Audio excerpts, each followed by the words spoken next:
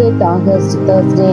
கர்த்தருக்காக காத்திருத்தல். கர்த்தருக்கு காத்திருக்கிறவர்களோ புதுபலன் அடைந்து கழுகுகளைப் போல சட்டைகளை அடைத்து எழும்புவார்கள். அவர்கள் ஓடினாலும் இளைப்படையார்கள், நடந்தாலும் சோர்ந்து போகார்கள்.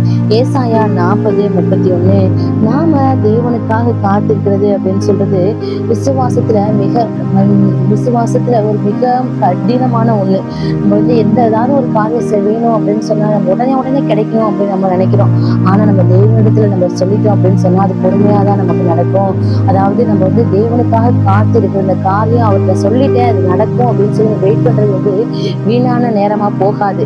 நம்ம தேவனுக்காக நம்ம காத்திருக்கும் பொழுது நம்மளுடைய பலன் வந்து இன்னும் அதிகரிக்கும். அது நான் ஏசப்பட்ட சொல்லிட்டேன், இனிமேல் நல்லதுதான் நடக்கும் அப்படின்னு சொல்லிட்டு நம்ம ஒரு பாசிட்டிவா நம்ம நினைக்கும் பொழுது நம்முடைய வந்து பலம் வந்து புதுப்பிக்க, அதாவது சோர்ந்து போகாம நம்முடைய பலம் வந்து இன்னும் அதிகமாகுது.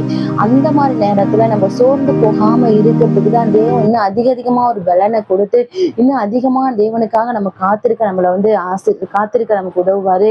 அதே போல நம்ம காத்திருக்கும் பொழுது நம்ம வந்து விசுவாசம் பலப்படும். நம்ம காத்திருந்து ஒரு நாள் சோர்ந்து போக மாட்டோம். நம்ம காத்திருக்கிற நேரம் ஒரு நாள் வீணா போகாது.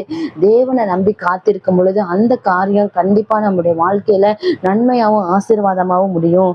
ஜெபம். விசுவாசத்தின் தேவனே, நாங்கள் உமக்காக காத்திருக்க விசுவாசத்தையும் பொறுமையையும் தரும். ஆமென். Happy Thursday.